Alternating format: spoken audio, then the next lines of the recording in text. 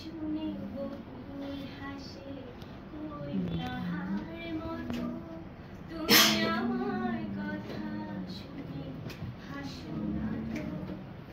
ধরার ধুলিতে যে ফাগুন আসে, ওই তাহার মতো তুমি আমার কাছে কবু আসো না তো।